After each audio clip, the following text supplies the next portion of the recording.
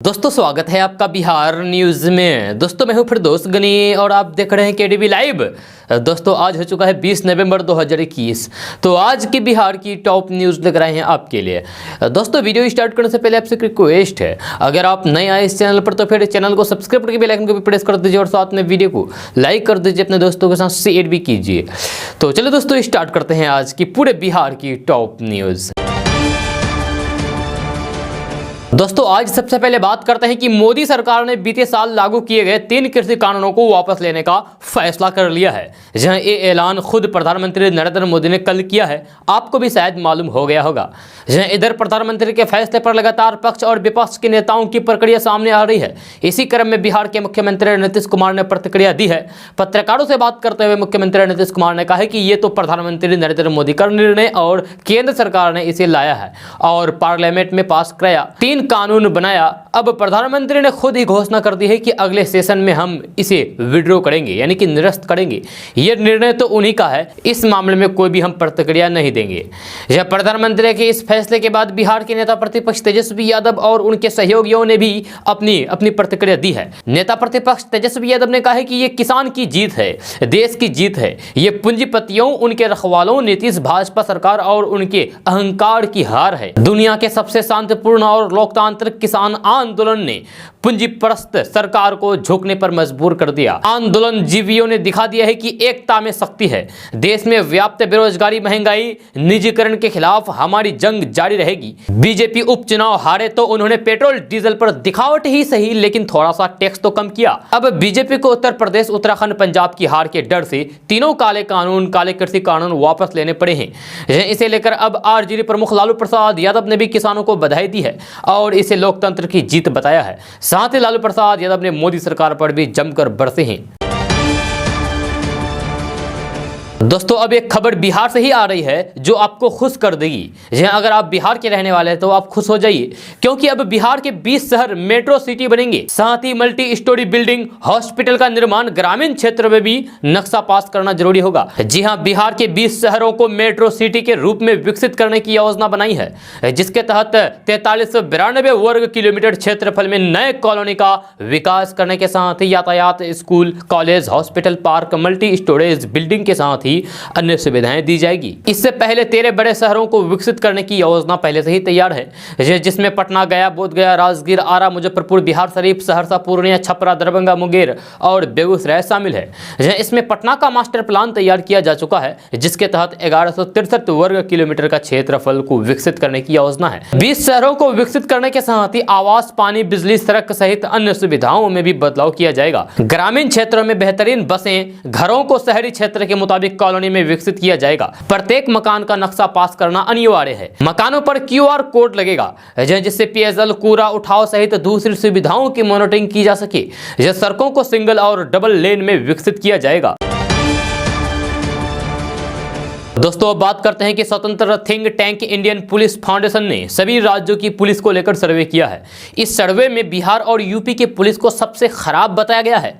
वहीं दक्षिणी राज्यों और पूर्वोत्तर के राज्यों ने इस सर्वे में अच्छा प्रदर्शन किया है। इंडियन पुलिस फाउंडेशन के स्मार्ट पुलिसिंग इंडेक्स में 5 सबसे अच्छे राज्यों में आंध्र प्रदेश, तेलंगाना, असम, केरल और सिक्किम शामिल रहे। वहीं बिहार, उत्तर प्रदेश, छत्तीसगढ़, झारखंड और पंजाब इस इंडेक्स में सबसे नीचे है। सर्वे में पुलिस के प्रति लोगों के संतोष का राष्ट्रीय औसत 69% पाया गया है। सर्वे को लेकर इंडियन पुलिस फाउंडेशन के चेयरमैन और उत्तर प्रदेश पुलिस के पूर्व DGP प्रकाश सिंह ने कहा है कि यह सर्वे PM की स्मार्ट पुलिसिंग पहल के तहत विभिन्न राज्यों के प्रदर्शन का आकलन करने का प्रयास है। इस देश में करीब 69% लोग पुलिस व्यवस्था से संतुष्ट हैं।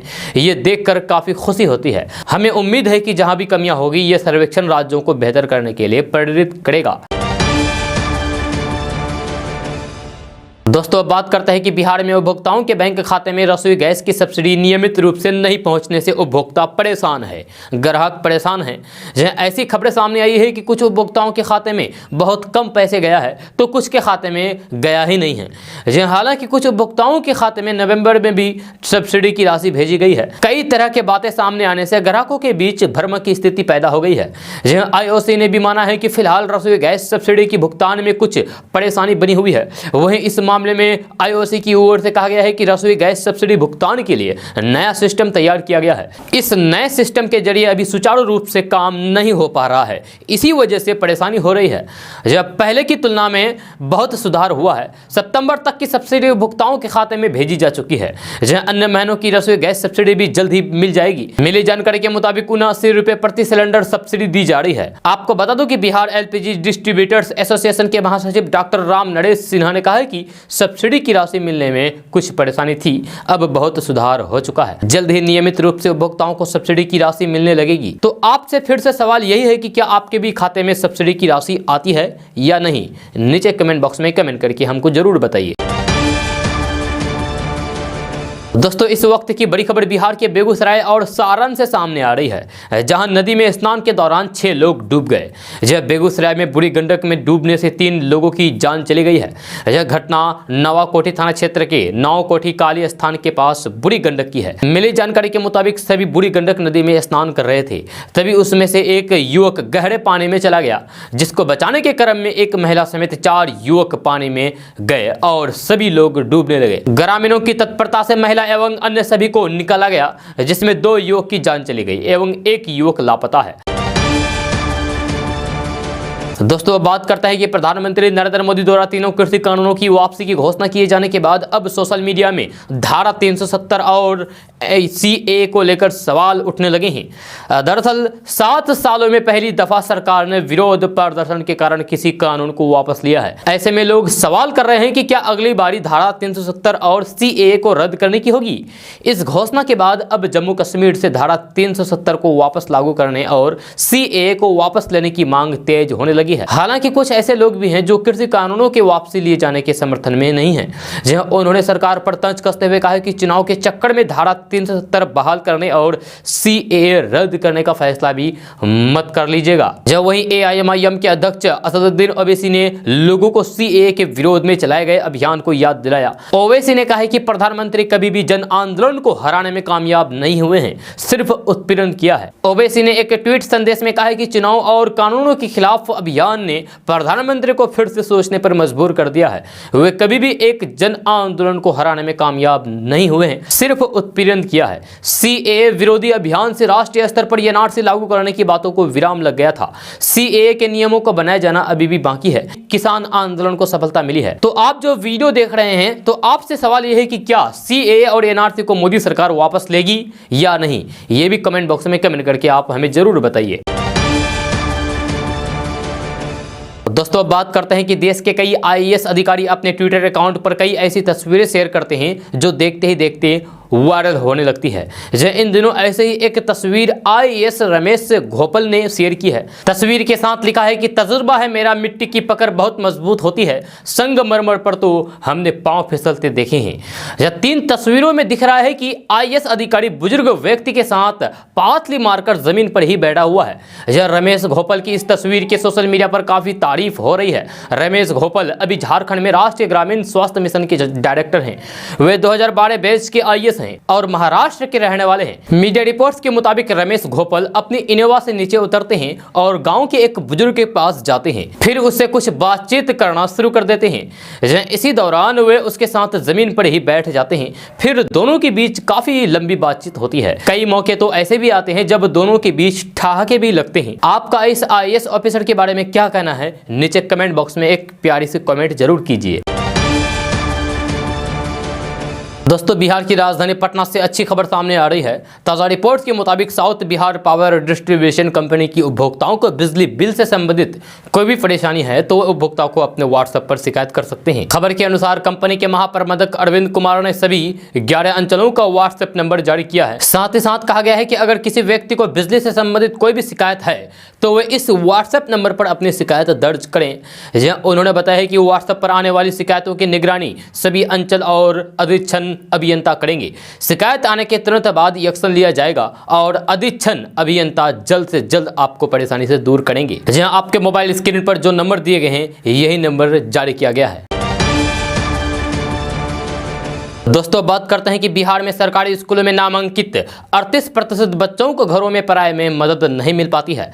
जहां प्राइवेट स्कूलों में नामांकित ऐसे बच्चे कम हैं जिन्हें घरों में पढ़ाई में मदद नहीं मिल पा रही है। जब प्राइवेट स्कूलों में ऐसे बच्चों का प्रतिशत 23.9 है। यह खुलासा annual states of education report 2021 ने किया है। रिपोर्ट्स के मुताबिक बिहार में सरकारी स्कूल में नामांकित 62% बच्चों को घरों में पढ़ाई में मदद मिल पा रही है। यह घरों में पढ़ाई में मदद मिलने के मामले में सरकारी स्कूलों के बच्चों की तुलना में प्राइवेट स्कूलों के बच्चों की स्थिति बेहतर है। प्राइवेट स्कूलों में नामांकित 76.1% बच्चों को घरों में पढ़ाई में मदद मिल पा रही है। सबसे ज्यादा सुकून देने वाली बात यह है कि स्कूलों में नामांकित 91.9% बच्चों के पास वर्तमान कक्षा की पाठ्य पुस्तकें उपलब्ध है। ये वर्तमान कक्षा की पाठ्य पुस्तकें वाले बच्चों की संख्या पिछले साल यानी कि 2020 की तुलना में सरकारी और प्राइवेट दोनों ही कोटि की स्कूलों में बढ़ी है।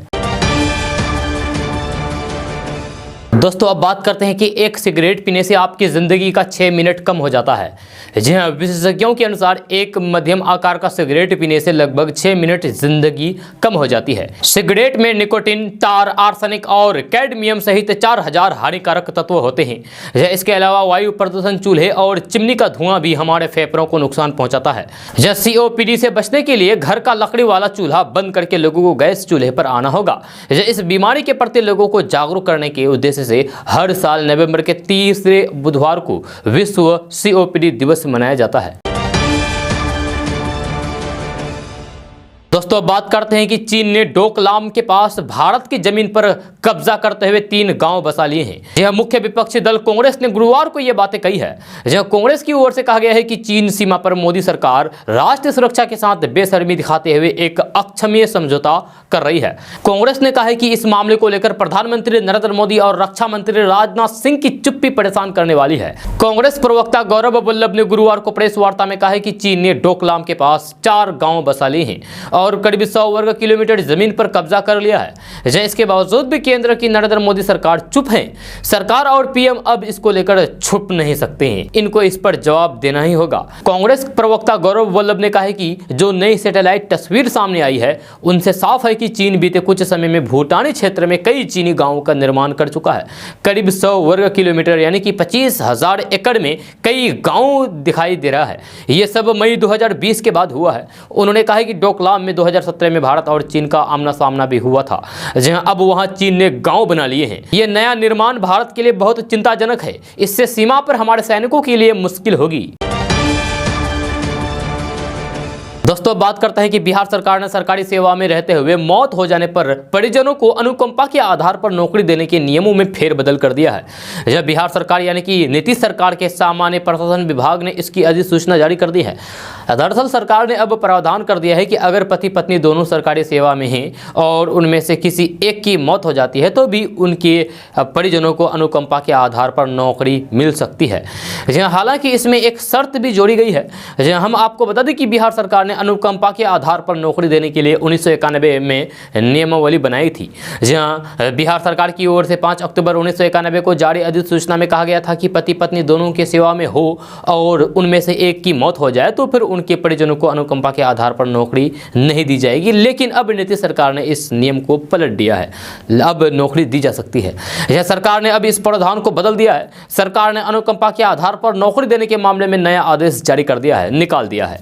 यह सामान्य प्रशासन विभाग की ओर से जारी अधिसूचना में कहा गया है कि अगर पति पत्नी दोनों सरकारी सेवा में हो और दोनों में से किसी एक की जान चली जाए यानी कि मौत हो जाए तो भी अनुकंपा के आधार पर नौकरी मिल सकेगी। शर्त बस इतनी है कि पति पत्नी में से जो भी जीवित बचा है वे सरकारी सेवा से रिटायर कर चुके हों यानी कि पेंशनर हो। दोस्तों अब बात करते हैं कि ऑल इंडिया मजलिस इत्तेहादुल मुस्लिमीन यानी कि AIMIM के प्रमुख असदुद्दीन ओवैसी ने गुरुवार को कहा है कि महाराष्ट्र में मुसलमानों के लिए आरक्षण की मांग के साथ पूरे राज्य में आंदोलन करेंगे। जहां उन्होंने ये बात औरंगाबाद में महाराष्ट्र में मुसलमानों की मौजूद स्थिति विषय पर आयोजित एक कार्यक्रम में शामिल होने के बाद कही है। इस कार्यक्रम का आयोजन दुआ फाउंडेशन और centre for development policy and practice की ओर से करवाया गया था। हैदराबाद से सांसद ओवैसी ने दावा किया है कि अदालत ने स्वीकार किया है कि मुस्लिम समुदाय में 50 जातियों को आरक्षण दिया जाना चाहिए।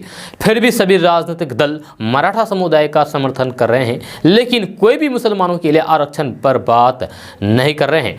उन्होंने कहा है कि हम मुसलमानों के लिए आरक्षण की मांग के साथ पूरे महाराष्ट्र में आंदोलन करेंगे। हम चाहते हैं कि राज्य सरकार यानी कि महाराष्ट्र सरकार नागपुर विधानसभा सत्र में इसे लेकर अध्यादेश लाएं।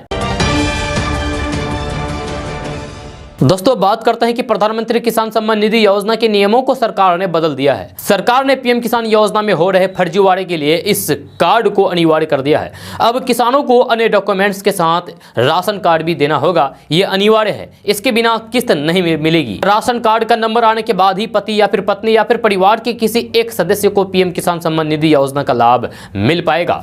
सरकार की ओर से बताया गया है कि योजना के तहत अब नए पंजीकरण कराने पर राशन कार्ड नंबर देना अनिवार्य होगा। इसके अलावा दस्तावेज की सॉफ्ट कॉपी बनाकर पोर्टल पर अपलोड करना होगा। अगर आप पीएम किसान योजना के तहत पहली बार रजिस्ट्रेशन कराते हैं तो फिर आवेदक को राशन कार्ड का नंबर अपलोड करना होगा। इसके अलावा पीडीएफ भी अपलोड करना होगा। अब खतौनी आधार कार्ड, बैंक पासबुक और घोषणा पत्र की हार्ड कॉपी जमा करने की अनिवार्यता खत्म कर दी गई है। इस योजना के तहत किया जाने वाला फर्जीवाड़ा घटेगा। साथ ही रजिस्ट्रेशन पहले से आसान और हो जाएगा। साथ ही आपको यह भी बता दूं कि आखिर पीएम किसान योजना की अगली किस्त कब आएगी। तो सरकार ने पीएम किसान योजना की 10वीं किस्त जारी करने की तारीख तय कर दी है। किस्त ट्रांसफर करने के लिए सभी जरूरी इंतजाम कर लिए गए हैं। किसान पहले से ही इस योजना में रजिस्ट्रेशन करा लें ताकि वे 10वीं किस्त का फायदा उठा सके। केंद्र सरकार 15 दिसंबर 2021 तक प्रधानमंत्री किसान सम्मान निधि योजना की 10वीं किस्त जारी करने की योजना बना रही है।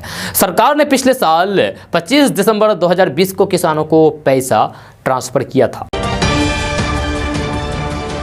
दोस्तों बात करते हैं कि शराबबंदी पर नीतीश सरकार विपक्ष के निशाने पर है। जब मंगलवार को सीएम नीतीश कुमार समीक्षा बैठक की और कुछ बड़े फैसले भी लिए। बैठक के बाद चैतन्य प्रसाद की जगह भारतीय प्रशासनिक सेवा के तेज तर्रार अधिकारी के पाठक को मद्य निषेध, उत्पाद एवं प्रबंधन विभाग का अपर मुख्य सचिव बनाया है। सीएम नीतीश के तेवर का असर जमीन पर दिखने लगा है। शराबबंदी को लेकर पुलिस ने ताबड़तोड़ कार्रवाई करना शुरू कर दिया है। इस मामले में कई आरोपियों की गिरफ्तारी भी हुई है। इस बीच बिहार पुलिस मुख्यालय ने कार्रवाई को लेकर आंकड़ा जारी किया है। अक्टूबर महीने की कार्रवाई रिपोर्ट सार्वजनिक की गई है। इस मामले में 122 कांडों में 207 अभियुक्तों को सजा मिली है। दोषी एक व्यक्ति को फांसी और 4 को उम्र कैद मिली है। वहीं 24 लोगों को 10-10 साल की सजा मिली है।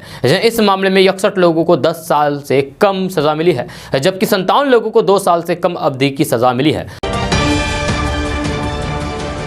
दोस्तों अब बात करते हैं कि भारतीय किसान यूनियन के प्रवक्ता राकेश टिकैत ने कहा है कि किसानों का आंदोलन तत्काल वापस नहीं होगा, यानी कि अभी वापस नहीं होगा। उन्होंने शुक्रवार को ट्वीट करते हुए कहा कि आंदोलन तत्काल वापस नहीं होगा। हम उस दिन का इंतजार करेंगे जब कृषि कानूनों को संसद में रद्द किया जाएगा। सरकार एमएसपी के साथ साथ किसानों के दूसरे मुद्दों पर भी बातचीत करे।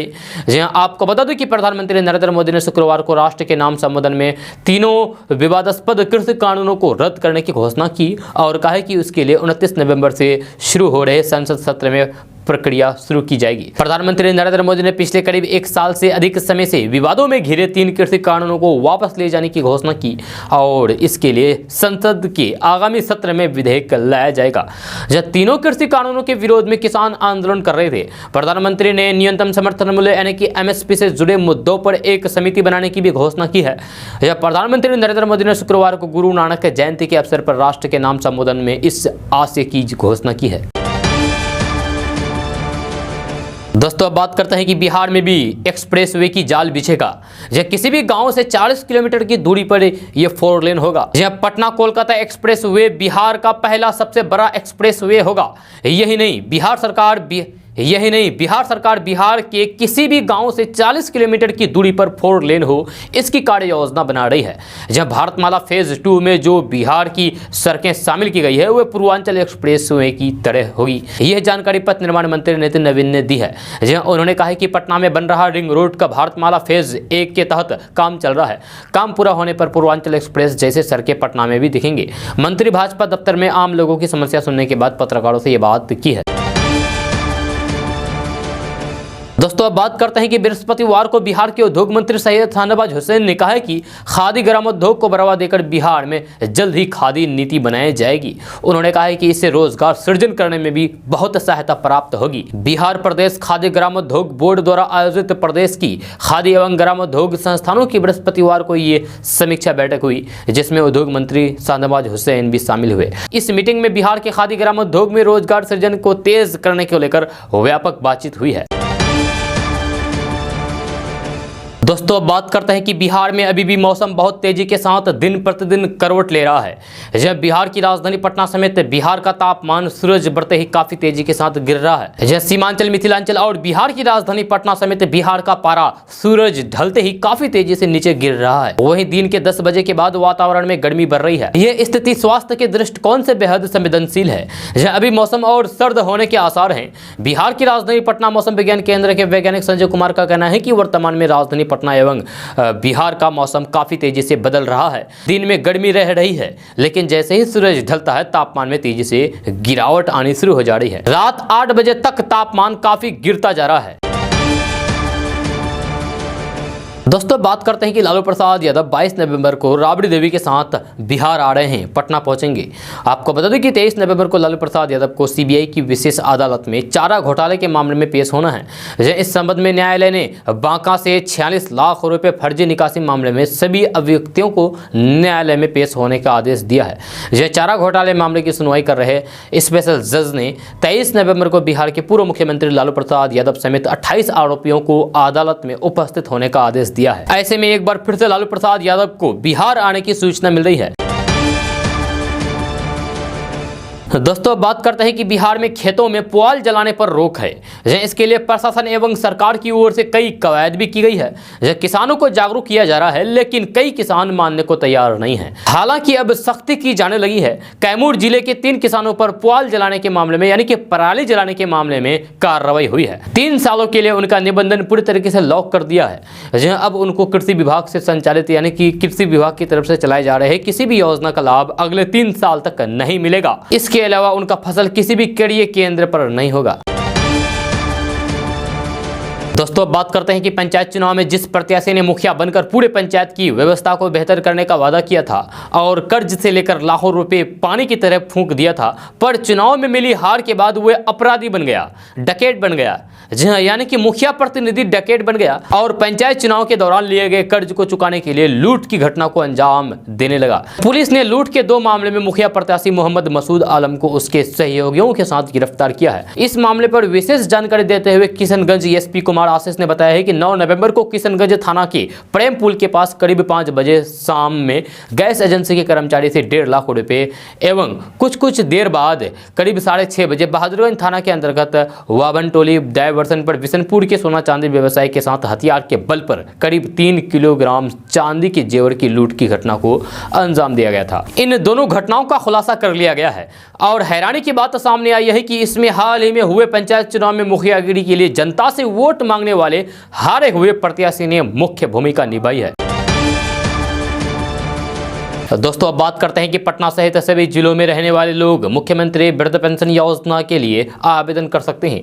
ताज़ा रिपोर्ट्स के मुताबिक इस योजना का लाभ बिहार में 60 साल की आयु से ऊपर के वृद्धजनों को दिया जाता है। इसके लिए आप ऑनलाइन या फिर ऑफलाइन के द्वारा भी आवेदन कर सकते हैं। खबर के अनुसार वृद्ध पेंशन योजना का उद्देश्य बिहार के सभी वृद्धजनों को सम्मानित जीवन जीने का अवसर प्रदान करता है। यह सभी वर्ग के लोगों को दिया जाता है। अगर आप इस योजना का लाभ लेना चाहते हैं तो आवेदन करने में थोड़ी भी देर ना करें। आपको बता दो कि बिहार के ऐसे वृद्ध महिला और पुरुष जिनकी आयु यानी कि जिनकी उम्र 60 साल या फिर इससे अधिक है, वो इस योजना के साथ जुड़ सकते हैं। इसके लिए उनके पास किसी भी बैंक में अकाउंट होनी चाहिए, साथ ही पैन कार्ड, आधार कार्ड और फोटो भी होनी चाहिए। दोस्तों बात करते हैं कि बिहार के कृषि मंत्री अमरिंदर प्रताप सिंह ने कहा है कि केंद्र की ओर से लाए गए तीनों कृषि कानून किसानों के व्यापक हित में थे। बिहार के किसान इन कानूनों से काफी खुश थे। प्रधानमंत्री नरेंद्र मोदी के तीनों कानून वापस लिए जाने की घोषणा के संदर्भ में कृषि मंत्री अमरिंदर प्रताप ये बातें बोल रहे थे। यह मंत्री ने कहा है कि वे बिहार के कृषि मंत्री हैं। बिहार के किसानों से इस कानून के प्रति जो फीडबैक मिला है वो ये था कि किसान काफी खुश थे। लाभकारी खेती की दृष्टि से ये कानून चमत्कारी रूप से मददगार होता है। जब बिहार के लोगों ने इस कानून का स्वागत किया था। दोस्तों अब बात करते हैं कि बिहार में कुछ दिनों से अपराधियों का तांडव देखने को मिल रहा है। कई ऐसे घटनाएं सामने आई है जिसमें अपराधी बंदूक लहराते फायरिंग करते हुए दिखे, लेकिन कानून व्यवस्था बनाने की जिम्मेदारी जिन पर है वही अगर कानून हाथ में लेने लगे तो फिर कल्याण होना तय है। यह ताजा मामला मधुबनी से सामने आई है, जहां झंझारपुर एडीजे अविनाश कुमार प्रथम पर ही हमला हो गया, यानी कि जज पर ही हमला हो गया। जी हां, जज पर हमला करने वाला कोई और नहीं बल्कि बिहार पुलिस ही थे। जानकारी के अनुसार घोघरडीहा थाना के एसएचओ गोपाल प्रसाद सहित 2 पुलिस अधिकारियों ने एडीजे अविनाश कुमार के चैम्बर में घुसकर उन पर हमला कर दिया और गाली गलौज भी की। इतना ही नहीं, जज पर पिस्टल भी ताना गया। जहां वहीं जज को बचाने पहुंचे वकीलों पर भी हमला हुआ। घटना के पीछे की क्या वजह रही है यह स्पष्ट अब तक नहीं हो पाया है। जब कोई भी पुलिस अधिकारी मामले पर कुछ भी बोलने से इनकार कर दिया है। बीच बचाव करने गए 5 अन्य वकीलों के घायल होने की भी सूचना सामने आ रही है। जिन अधिकारियों की माने तो हाल के दिनों में जज ने एसपी सहित कई पुलिस अधिकारियों पर लापरवाही को लेकर टिप्पणी की थी। जज अनोखे फैसले को लेकर चर्चित हुए थे। वहीं वकीलों ने पुलिस आरोपी अधिकारियों की गिरफ्तारी की मांग के बाद दोनों की गिरफ्तारी हो गई है।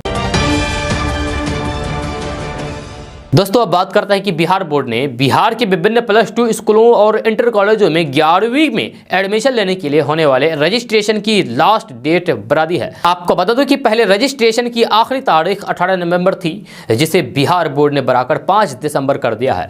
यह बिहार बोर्ड ने कहा है कि ऐसे स्टूडेंट जिन्हें कला, वाणिज्य और विज्ञान संकाय में एडमिशन लेना है वह बिहार बोर्ड की ऑफिशियल वेबसाइट पर जाकर के विजिट करके आवेदन पत्र डाउनलोड कर सकते हैं और रजिस्ट्रेशन करा सकते हैं। इसके बाद कॉलेज और स्कूल प्रशासन द्वारा आवेदन फॉर्म छात्रों को दिया जाएगा। आपको बता दूं कि स्टूडेंट से फॉर्म भरवाने के बाद स्कूल 5 दिसंबर तक ऑनलाइन आवेदन भरेंगे और शुल्क जमा करेंगे। दोस्तों बात करते हैं कि बिहार पुलिस अवर सेवा आयोग ने पुलिस अवर निरीक्षक और प्राक्ष अवर निरीक्षक परीक्षा की तिथि घोषित कर दी है। जिन आयोग ने इस संबंध में अपनी ऑफिशियल वेबसाइट bpssc.bis.nic.in पर नोटिफिकेशन जारी कर दिया है। यह अभ्यर्थी आधिकारिक वेबसाइट से परीक्षा शेड्यूल डाउनलोड कर सकते हैं। परीक्षा का आयोजन 26 दिसंबर 2021 को किया जाएगा। आपको बता दें कि पहले इस भर्ती परीक्षा का आयोजन 5 दिसंबर 2021 को किया जाना था, लेकिन राज्य में यानी कि बिहार में पंचायत चुनाव के कारण परीक्षा तिथियों में बदलाव किया गया है। अब परीक्षा का आयोजन 26 दिसंबर 2021 को 2 पालियों में किया जाएगा। जब पुलिस सब इंस्पेक्टर और सार्जेंट के कुल 2213 पदों पर भर्ती के लिए इस परीक्षा का आयोजन किया जाएगा। दोस्तों अब बात करते हैं कि अहमदाबाद से पटना जा रहे एक एरोप्लेन में सवार 170 लोगों की जान उस वक्त जोखिम में पड़ गई जब 30,000 फीट की ऊंचाई पर यात्रियों को सांस लेने में दिक्कत होने लगी। मिली जानकारी के अनुसार विमान में यानी कि एरोप्लेन में ऑक्सीजन की सप्लाई बंद हो गई थी। यह ऑक्सीजन की कमी के कारण यात्रियों में अफरा तफरी मच गई। हालांकि फ्लाइट के क्रू मेंबर और एयर ट्रैफिक कंट्रोल यानी कि एटीसी की मदद से इस आकस्मिक स्थिति पर तेजी से फैसला लिया गया और सभी यात्री सुरक्षित अपने गंतव्य तक पहुंच गए। इस हादसे की जाँच भी शुरू कर दी गई है। दोस्तों बात करते हैं कि डिजिटल इंडिया की पहल पर रिटायर्ड बुजुर्ग अधिकारियों और कर्मचारियों के लिए राहत भरी खबर है। अब उन्हें डिजिटल जीवन प्रमाण पत्र के लिए साइबर कैफे या फिर ट्रेजरी जाने की अब जरूरत नहीं होगी। अब अपने नजदीकी डाकिया को सूचना देने के बाद संबंधित व्यक्ति के घर पहुंचकर डिजिटल जीवन प्रमाण पत्र बनाएगा। साथ ही डाक विभाग ने हेल्पलाइन नंबर भी जारी कर दिया है। प्रधान डाकघर प्रांगण में स्थित IBPP शाखा में भी जीवन प्रमाण पत्र बनवाने की सुविधा उपलब्ध है। डाक विभाग घर घर जाकर बुजुर्गों का 70 रुपए में जीवन प्रमाण पत्र बनाएगा। जहां ये व्यवस्था लागू होने से रिटायर्ड बुजुर्गों को राहत मिलनी शुरू हो गई है। आपको बता दूं कि डाक विभाग के इंडिया पोस्ट पेमेंट बैंक ने पेंशन भोगियों के लिए बायोमेट्रिक आधारित डिजिटल सेवा की शुरुआत की है। यह डाकिया घर पर ही लगभग 5 मिनट में बायोमेट्रिक से जीवन प्रमाण पत्र जारी कर सकता है। दोस्तों बात करते हैं कि देश भर में इस समय दिल्ली के वायु प्रदूषण की चर्चा है, जहां वायु गुणवत्ता सूचकांक लगातार बहुत ही खराब बनी हुई है। ये कभी कभी गंभीर भी हो जाती है। जी आज भी दिल्ली की वायु गुणवत्ता सूचकांक 360 है, जिसे बहुत खराब श्रेणी में रखा जाता है। वहीं नोएडा में 336 तो गुरुग्राम में 319 है। क्योंकि दिल्ली देश की राजधानी है तो फिर सभी की नज़र कहीं ना कहीं यहाँ की गतिविधियों पर होती है। ऐसे में प्रदूषण का जो स्तर है उस पर भी लोगों की नज़र रहती है। इसी वजह से आपको हम केडीबी लैब के माध्यम से बता रहे हैं। हालांकि देश के दूसरे राज्यों में भी वायु गुणवत्ता की स्थिति अच्छी नहीं है और वहां भी प्रदूषण का स्तर काफी खराब है। तो आइए देखते हैं दूसरे राज्यों में प्रदूषण का स्तर क्या है। तो सबसे पहले बात करते हैं उत्तर प्रदेश की। तो उत्तर प्रदेश के कई ऐसे शहर हैं जहां वायु गुणवत्ता सूचकांक खराब है या बहुत खराब है। अब बिहार की बात करें तो बिहार की राजधानी पटना में भी प्रदूषण का प्रकोप है। यहाँ की वायु गुणवत्ता सूचकांक 314 है, जबकि मुजफ्फरपुर में 303 और गया में 214 है। राजस्थान की बात करें तो इस राज्य में भी वायु प्रदूषण की स्थिति बहुत अच्छी नहीं कही जा सकती है। जयपुर में 174, भरतपुर में 226 दर्ज किया गया है। अब मध्य प्रदेश की बात करें तो मध्य प्रदेश में पिछले कुछ दिनों के मुकाबले थोड़ी सी राहत मिली है और भोपाल में AQI लेवल 125 है, लेकिन इससे पहले यहां भी बहुत खराब स्थिति में पहुंच गई थी। दोस्तों अब बात करते हैं कि देश भर के सरकारी स्कूलों में दिल्ली के सरकारी स्कूलों ने बाजी मार ली है। यह नंबर 1 पर पहुंच गया है। दिल्ली के शिक्षा मंत्री मनीष सिसोदिया ने गुरुवार को कहा है कि दिल्ली के एक सरकारी स्कूल ने देश भर के सरकारी स्कूलों की रैंकिंग में टॉप किया है। देशव्यापी रैंकिंग में दिल्ली सरकार का स्कूल के बाजी मारने पर डिप्टी CM मनीष सिसोदिया ने टीम एजुकेशन को बधाई दी है। इंडिया स्कूल रैंकिंग 2021-22 के नवीनतम सूची में दिल्ली के 4 सरकारी स्कूल देश के शीर्ष 10 सरकारी स्कूलों की सूची में शामिल है। दोस्तों बिहार अब ग्रीन एनर्जी की तरफ आगे बढ़ रहा है। 250 मेगावाट बिजली उत्पादन का रास्ता साफ हो गया है। इतना ही नहीं, इसको लेकर 2 एजेंसियों ने अपनी दिलचस्पी भी दिखाई है। किसी एक एजेंसी को इस 250 मेगावाट सोलर बिजली उत्पादन के लिए निर्माण जल्द शुरू कर देगी। वही एजेंसी का प्रस्ताव बिहार विद्युत विनियामक आयोग को भेज दिया गया है। आयोग की मंजूरी के बाद बिहार के अलग अलग जिलों में सोलर बिजली लगाने की कार्रवाई शुरू कर दी जाएगी। दोस्तों अब बात करते हैं कि शराबबंदी पर मुख्यमंत्री नीतीश कुमार की समीक्षा बैठक के बाद भी इस पर सियासत थमने का नाम नहीं ले रही है। जब दिल्ली से पटना लौटते ही CM नीतीश कुमार ने शराबबंदी का विरोध करने वालों पर जमकर निशाना साधा। जब पटना एयरपोर्ट पर उन्होंने पत्रकारों से बातचीत करते हुए शराबबंदी पर कहा है कि इसके बारे में हमने अधिकारियों को स्पष्ट निर्देश दिया है कि पूरे तौर पर आप काम करिए। लॉ एंड ऑर्डर और फिर अपराध के खिलाफ जैसे कार्रवाई होती है उसी तरीके से इस पर भी सक्रियता के साथ कार्रवाई करनी है। जब बिहार में पूर्ण शराबबंदी को लेकर पत्रकारों के सवाल पर मुख्यमंत्री नीतीश कुमार ने कहा है कि कुछ लोग मेरे इस फैसले के खिलाफ हैं और धंधेबाज चाहते हैं कि शराबबंदी कानून विफल हो जाए। दोस्तों अब बात करते हैं कि पटना में अगर आपने किसी मैरिज या फिर बैंक्वेट हॉल में शादी विवाह से लेकर कोई दूसरा पारिवारिक कार्यक्रम किया तो सरकार आपके निजी कार्यक्रम की हर गतिविधियों को कैमरे में कैद कराएगी। थाने की पुलिस ही नहीं बल्कि SDO और DSP भी आपके निजी कार्यक्रम में आकर चेक करेंगे। शराबबंदी के नाम पर नीतीश सरकार ने अब यह नया फरमान जारी कर दिया है। जब पटना की प्रमंडलीय आयुक्त ने कल सरकार की ओर से आदेश जारी किया है। इस आदेश का पालन करने में जो पुलिस अधिकारी चूकेंगे उनके खिलाफ सख्त से सख्त कार्रवाई होगी। जब पटना के प्रमंडलीय आयुक्त संजय कुमार अग्रवाल ने कल शराबबंदी के लिए समीक्षा बैठक की, उसके बाद सरकार की ओर से आदेश जारी किया गया। पटना ही नहीं बल्कि इस प्रमंडल के तहत आने वाले सभी बैंक्वेट हॉल या फिर मैरिज हॉल को अपने कैंपस में चारों ओर CCTV कैमरे लगाने होंगे। इन्हें पर्याप्त कैमरे लगाने होंगे जिससे शादी विवाह या फिर दूसरे पारिवारिक कार्यक्रम के हर हरकत की निगरानी हो सके। ऐसा इसीलिए क्योंकि जरूरत पड़ने पर पुलिस CCTV फुटेज को खंगाल सके। दोस्तों अब बात करते हैं कि कांग्रेस तीनों केंद्रीय कृषि कानूनों को निरस्त किए जाने के फैसले को देखते हुए शनिवार को पूरे देश में किसान विजय दिवस मनाएगी और जगह जगह सभाओं का आयोजन करेगी। जब प्रधानमंत्री नरेंद्र मोदी ने राष्ट्र के नाम अपने संबोधन में तीनों कृषि कानून को निरस्त करने के निर्णय की घोषणा करते हुए शुक्रवार को कहा कि संसद के आगामी सत्र में इसके लिए समुचित विधायी उपाय किए जाएंगे। जब कांग्रेस के संगठन महासचिव KC वेणुगोपालन ने सभी राज्य इकाइयों से कहा है कि वे 20 नवंबर को राज्य एवं जिला एवं ब्लॉक स्तर पर किसान विजय दिवस मनाते हुए रैलियों और आंदोलन के दौरान जान गंवाने वाले किसानों के सामने में कैंडल मार्च का आयोजन करें। दोस्तों आज का न्यूज़ बस यहाँ तक। कैसा लगा जरूर अपना सुझाव दीजिएगा नीचे कमेंट बॉक्स में कमेंट करके। अगर आप नए आए इस चैनल पर तो फिर चैनल को सब्सक्राइब करके बेल आइकन को भी प्रेस कर दीजिए और साथ में वीडियो को लाइक कर दीजिए, अपने दोस्तों के साथ शेयर भी कीजिए। तो चलो दोस्तों फिर मिलते हैं अगले वीडियो में। जय हिंद, जय बिहार।